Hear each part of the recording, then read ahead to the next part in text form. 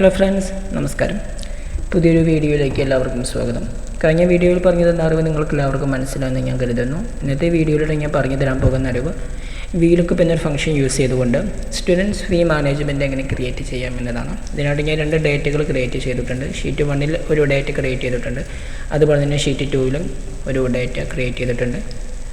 ഇതിന് ശേഷം ഞാൻ ഷീറ്റിൽ 1-ൽ ചേഞ്ച് ചെയ്ത് കൊടുക്കുമ്പോൾ, അതായത് ഇപ്പോൾ റോൾ നമ്പർ ചേഞ്ച് ചെയ്ത് കൊടുക്കുമ്പോൾ നെയിം കാണിക്കണം, ടോട്ടൽ ഫീസ് കാണിക്കണം, കോഴ്സ് ഏതാണോ അത് കാണിക്കണം, ഫാദർ നെയിം കാണിക്കണം, ബാലൻസ് ഫീസ് കാണിക്കണം. ഈ ഒരു ഡേറ്റിനെ ബേസ് ചെയ്താണ് നമ്മൾ കാണുന്നത്. ഞാനിവിടെ നിന്ന് ചേഞ്ച് ചെയ്ത് കൊടുക്കുമ്പോൾ ഓട്ടോമാറ്റിക്കായിട്ടും കണ്ടോ ഷീറ്റ് 2-ൽ 75-58 കിടക്കുന്നത് 75-58 കിടക്കുന്നത് മൻസൂറാണ്. അപ്പോൾ മൻസൂറിൻ്റെ എല്ലാ ഡീറ്റെയിലും നമുക്കിവിടെ നിന്ന് കാണാൻ സാധിക്കും. ഫാദർ നെയിം, കോഴ്സ് എല്ലാ ഡീറ്റെയിലും നമുക്കിവിടെ നിന്ന് കാണാൻ സാധിക്കും. അപ്പോൾ ഇന്നത്തെ വീഡിയോയിലൂടെ ഈ ഒരു ഫംഗ്ഷൻ എങ്ങനെ ചെയ്യാം എന്നാണ് നാം പരിശോധിക്കുന്നത്.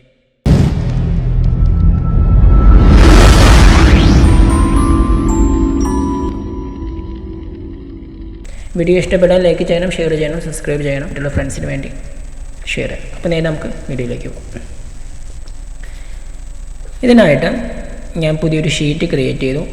അപ്പോൾ ഞാൻ പുതിയൊരു ഷീറ്റ് ക്രിയേറ്റ് ചെയ്തിട്ടുണ്ട്. പുതിയൊരു ഷീറ്റിൽ ക്ലിക്ക് ചെയ്തു. ഞാൻ പുതിയൊരു ഷീറ്റ് ക്രിയേറ്റ് ചെയ്തു. വ്യൂ മെനുവിൽ വന്നിട്ടുണ്ടെങ്കിൽ നമുക്കിത് ഇവിടുന്ന് പേജ് ലേഔട്ട് എന്നൊരു ഓപ്ഷൻ കാണാൻ സാധിക്കും. അതിൽ ക്ലിക്ക് ചെയ്താൽ നമുക്ക് പല ലേഔട്ടുകളായിട്ട് പേജുകൾ ക്രിയേറ്റ് ആവും. ഇതിന് ശേഷം ഞാൻ 2 സെല്ല് ഇവിടുന്ന് മെർജ് ചെയ്ത് കൊടുക്കുകയാണ്. ഞാൻ ഇപ്പോൾ തൽക്കാലം 3 സെല്ല് മെർജ് ചെയ്തെടുത്തു. ഹോം മെനുവിൽ ചെന്നിട്ട് ഞാൻ മെർജ് ചെയ്യുകയാണ്. അതിനുശേഷം ഞാൻ എന്താണോ പേര് കൊടുക്കേണ്ടത് ആ പേര് നിങ്ങൾക്ക് ഇവിടെ നിന്ന് കൊടുക്കാവുന്നതാണ്. ഞാൻ തൽക്കാലം ലേൺസ് ഓഫ്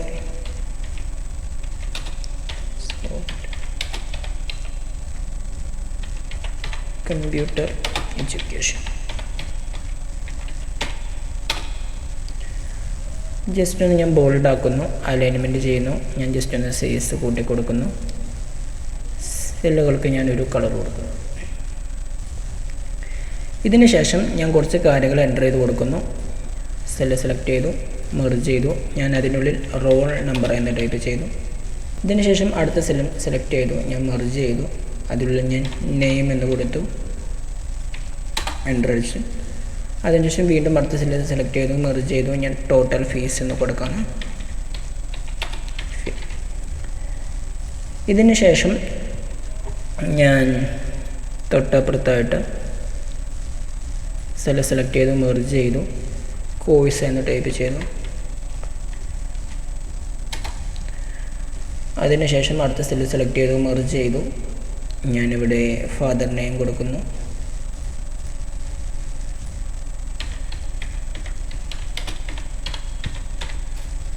അടുത്ത സെല്ലും സെലക്ട് ചെയ്തു, ഞാൻ മെർജ് ചെയ്തു. അതിനുശേഷം ഞാൻ ബാലൻസ് ഫീ. ഇതിന് ശേഷം ഞാൻ മൊത്തം സെലക്ട് ചെയ്തു. അടുത്ത സെല്ല് ഞാൻ ഇവിടെ നിന്ന് എമൗണ്ട് ഇൻ വേർഡ്സ്. അതിനുശേഷം ഞാൻ അടുത്ത സെല്ല് സെലക്ട് ചെയ്തു. ഞാൻ ഇവിടെ സിഗ്നേച്ചർ.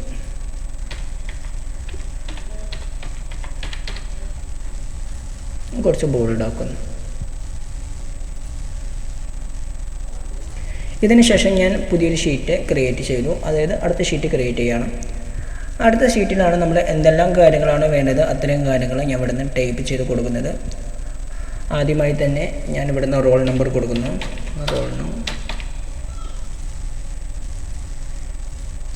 അതിനുശേഷം നെയിം. അതിനുശേഷം ഫാദർ നെയിം.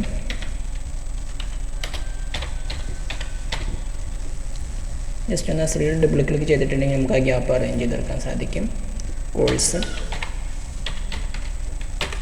ഓരോ മാസങ്ങളിലും ഞാൻ കൊടുക്കുകയാണ്. അതായത് ക്ലാസ്സുള്ള ഓരോ മാസങ്ങളും ഞാൻ കൊടുക്കുന്നു.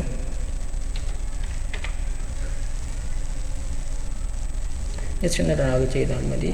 അപ്പോൾ നമുക്ക് എല്ലാ മാസവും കറക്റ്റായിട്ട് കിട്ടും.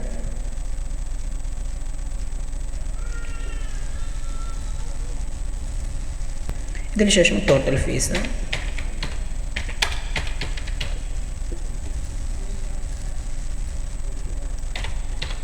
പെയ്ഡ് ഫീസ്,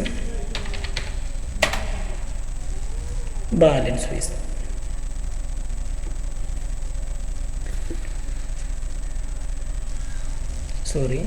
ഇവിടുന്ന് പെയ്ഡ് ഫീസ്.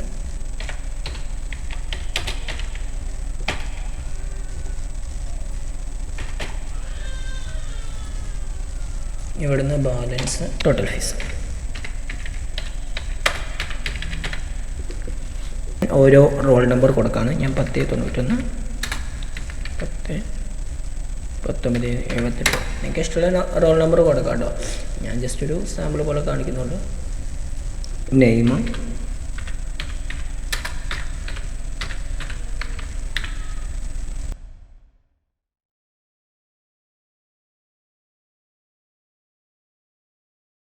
ഇതിന് ശേഷം ഓരോ മാസവും അടുത്ത ഫീസാണ് ഞാൻ ഇവിടെ കൊടുക്കുന്നത്. ഞാൻ തൽക്കാലം ഇവിടെ 500 എന്ന് കൊടുത്തു.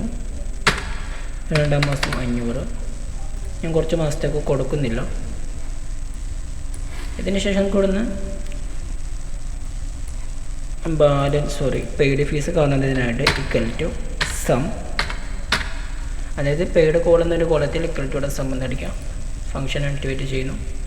ജനുവരി മുതൽ ഡിസംബർ വരെയുള്ള സെല്ലുകൾ സെലക്ട് ചെയ്യുക, ബ്രാക്കറ്റ് ക്ലോസ് ചെയ്യുന്നു, എൻ്റർ അടിക്കുന്നു. അപ്പോൾ ടോട്ടലായിട്ട് ആ കൊച്ച് 1000 രൂപ പേ ചെയ്തിട്ടുണ്ട്. ഇത് മൊത്തം ജസ്റ്റ് ഒന്ന് ഡ്രാ ചെയ്യുന്നു. അപ്പോൾ ഇവിടെ കംപ്ലീറ്റ് 0 എന്നായിരിക്കും കിട്ടുള്ളൂ. ഞാൻ ഇവിടെ ഫീസൊന്നും കൊടുത്തിട്ടില്ല, അതുകൊണ്ടാണ് അവിടെ 0 വരാൻ കാരണം. ഞാൻ ഇവിടെ നിന്ന് 500 കൊടുക്കുന്ന സമയത്ത് കണ്ട് നമുക്ക് കൂടുന്ന ഓട്ടോമാറ്റിക്കായിട്ട് കൂടുന്ന എമൗണ്ടുകൾ ഓട്ടോമാറ്റിക്കായിട്ട് വരുന്നത് കാണാൻ സാധിക്കും. ഞാൻ തൽക്കാലം ഇവിടെയും 500 കൊടുത്തു, 500 കൊടുക്കാം.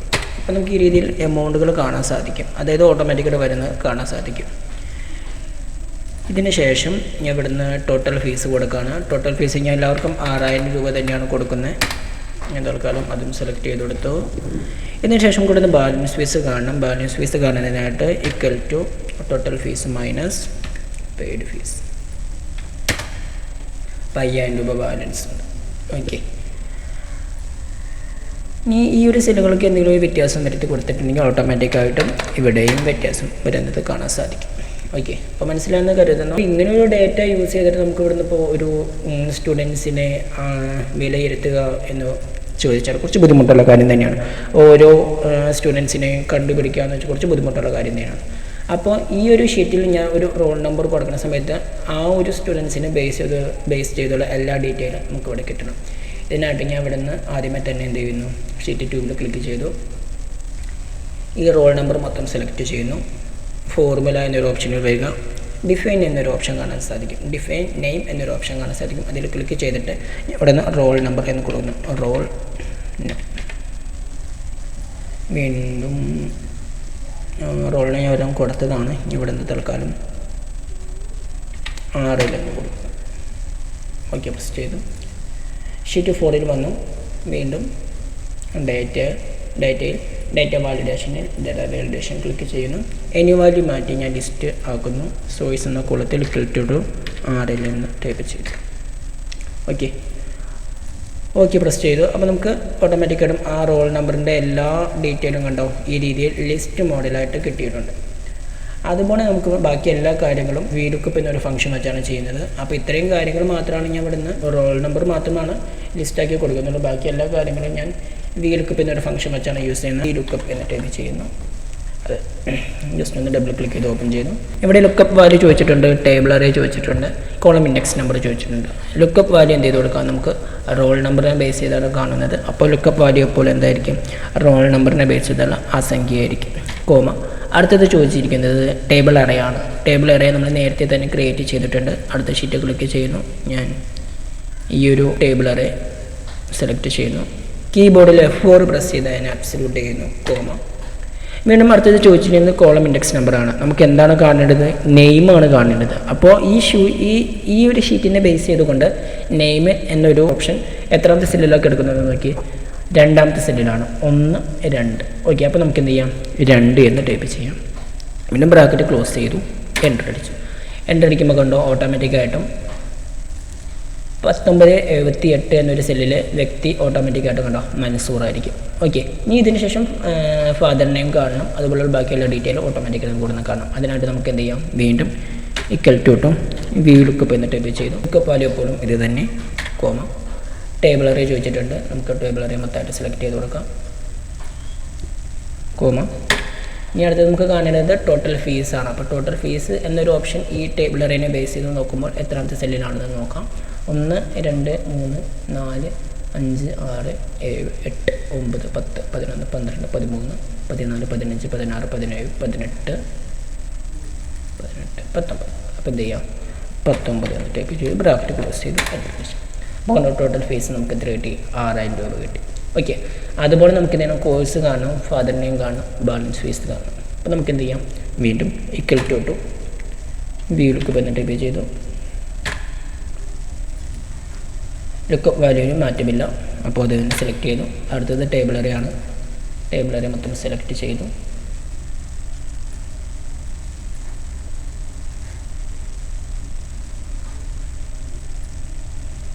കോമ. അടുത്തത് നമുക്ക് കാണേണ്ടത് കോഴ്സാണ്. അപ്പോൾ നമുക്ക് എന്ത് ചെയ്യാം comma.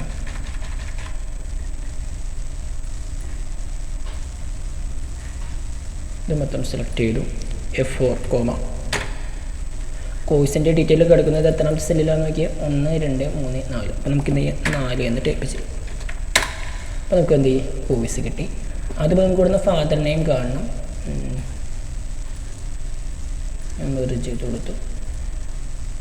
Equal to VLOOKUP.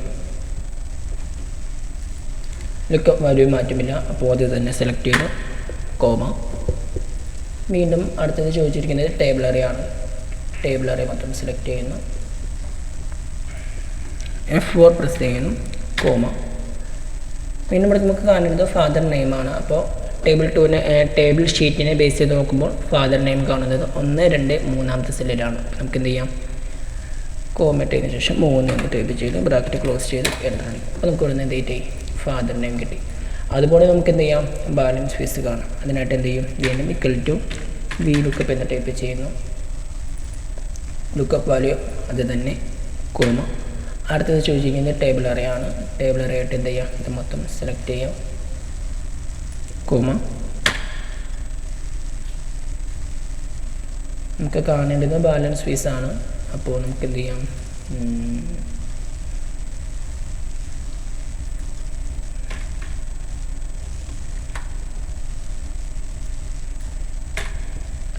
Equal to VLOOKUP. Lookup value അത് തന്നെ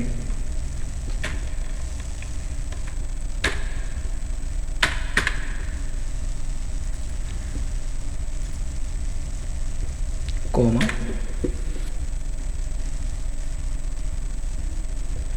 ടേബിൾ അറേ ചോദിച്ചിട്ടുണ്ട്. അപ്പോൾ നമുക്ക് ടേബിൾ അറേ മൊത്തം സെലക്ട് ചെയ്ത് കൊടുക്കാം.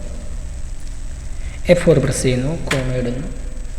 ഇതിന് ശേഷം നമുക്ക് ബാലൻസ് ഫീസാണ് കാണേണ്ടത്. അപ്പോൾ ബാലൻസ് ഫീസ് എത്രാമത്തെ ഇതിലാണെന്ന് നോക്കാം. ഷീറ്റ് 2നെ ബേസ് ചെയ്തുകൊണ്ട്. അപ്പോൾ 1, 2, 3, 4, 5, 6, 7, 8, 9, 10, 11, 12, 13, 14, 15, 16, 17, 18, 18.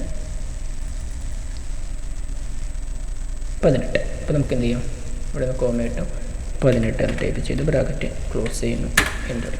നമുക്ക് ബാലൻസ് ഫീസ് എത്ര കിട്ടി 5,000 കിട്ടി. പിന്നെ നമുക്ക് ഇവിടുന്ന് എന്ത് ചെയ്യാം ഒരു സെല്ലൂടി മെർജ് ചെയ്തതിന് ശേഷം ഞാൻ ഇവിടുന്ന് പെയ്ഡ് ഫീസ് എന്ന് പറഞ്ഞു കൊടുക്കുന്നു. PAID പെയ്ഡ് ഫീ. വീണ്ടും പെയ്ഡ് ഫീ കാണുന്നതിനായിട്ട് എന്ത് ചെയ്യാം അടുത്ത സെല്ലും അതുപോലെ തന്നെ മെർജ് ചെയ്തു. ഞാൻ വീണ്ടും ഈക്വൽ ടു ഇടുന്നു. VLOOKUP എന്ന് ടൈപ്പ് ചെയ്തു. ലുക്കപ്പ് വാല്യൂ എപ്പോഴും അത് തന്നെ കോമ. ഇതിനുശേഷം ടേബിൾ അറേ ചോദിച്ചിട്ടുണ്ട്. ടേബിൾ അറേ എപ്പോഴും ഇത് തന്നെയായിരിക്കും. ടേബിൾ അറേക്കും അതുപോലെ തന്നെ മാറ്റമില്ല. ഞാൻ വീണ്ടും കീബോർഡിൽ F4 പ്രസ് ചെയ്ത് അബ്സല്യൂട്ട് ചെയ്യുന്നു. ഇതിനുശേഷം കോമ. ഇനി അടുത്ത് നമുക്ക് കാണേണ്ടത് പെയ്ഡ് ഫീസാണ് അല്ലേ. അപ്പോൾ നമുക്ക് എന്ത് ചെയ്യാം ഷീറ്റ് 2നെ ബേസ് ചെയ്തുകൊണ്ടുള്ള പെയ്ഡ് ഫീ എത്രാമത്തെ സെല്ലിലാണെന്ന് നോക്കാം. അപ്പോൾ 1, 2, 3, 4, 5, 6, 7, 8, 9, 10, 11, 12, 13, 14, 15, 16, 17. ഓക്കെ, അപ്പോൾ നമുക്ക് എന്ത് ചെയ്യാം ഇവിടെ 17 എന്ന് ചോദിച്ചു. അപ്പോൾ കണ്ടോ പെയ്ഡ് ഫീ 1000 രൂപയാണ് കുറച്ചാണ് പെയ്ഡ് ചെയ്തിരിക്കുന്നത്. അപ്പോൾ കണ്ടോ പെയ്ഡ് ഫീ 1000 രൂപ. അതുപോലെ നമുക്ക് ഇവിടുന്ന് ബാലൻസ് ഫീസ് കാണണമെങ്കിൽ നമുക്ക് എന്ത് ചെയ്യാം ബാലൻസ് ഫീസ് കാണിച്ച് നമ്മൾ ഓൾറെഡി ബാലൻസ് ഫീസ് കണ്ടുപിടിച്ചതാണ്. ഓക്കെ, ഇതിന് ശേഷം ഞാൻ ഇവിടുന്ന് ഓൾറെഡി ഒരാളുടെ ഡേറ്റ ക്രിയേറ്റ് ചെയ്തിട്ടുണ്ട്. അതായത് ഇപ്പോൾ ഷീറ്റ് 2-ൽ എല്ലാവരുടെയും ഡേറ്റ ക്രിയേറ്റ് ആയിരിക്കണം. എന്നിരുന്നാൽ മാത്രമാണ് നമുക്ക് എന്ത് ചെയ്യാൻ പറ്റുള്ളൂ ഈ രീതിയിലുള്ള ആൻസർ കറക്റ്റായിട്ട് കിട്ടുള്ളൂ. ഇതിന് ശേഷം ഞാൻ റോൾ നമ്പർ ഞാൻ ഇവിടുന്ന് ചേഞ്ച് ചെയ്ത് കൊടുത്തിട്ടുണ്ടെങ്കിൽ 1091 കണ്ടോ ഓട്ടോമാറ്റിക്കായിട്ടും നെയിം മാറും, ടോട്ടൽ ഫീസ് മാറും, കോഴ്സിൻ്റെ നെയിം മാറും. അതുപോലെ തന്നെ ഫാദർ നെയിം മാറും. ബാലൻസ് ഫീസ് 5000 രൂപ, പെയ്ഡ് ഫീസ് 1000 രൂപ. നമുക്ക് നോക്കാം. 1091 സംബന്ധം കണ്ടോ, 1000 രൂപ അടിച്ചിട്ടുണ്ട്. ബാലൻസ് ഫീസ് എത്ര? 5000 രൂപ തന്നെ. ടോട്ടൽ ഫീസ് എത്ര? 6000 രൂപ തന്നെ. ഇതിന് ശേഷം ഞാൻ ഇവിടെ നിന്ന് ഇപ്പോൾ ഒരു ഇഷാറ എന്നൊരു സ്റ്റുഡൻറ്റ് ഒറ്റ ഫീസും അടച്ചിട്ടില്ല. അപ്പോൾ ഇഷാറയുടെ കോഡ് നോക്കി 6413 അപ്പോൾ ഇവിടെ നിന്ന് 6413 ആക്കിയിട്ടുണ്ടെങ്കിൽ കണ്ടോ, ഓട്ടോമാറ്റിക്കായിട്ടും നെയിം ഇഷാറ, ടോട്ടൽ ഫീസ് എത്ര? 6000 രൂപ. വോയിസ് എഡിറ്റിംഗ് ആയിരുന്നു. ഫാദർ നെയിം ബാബു എന്നായിരുന്നു. ബാലൻസ് ഫീസ് എത്ര?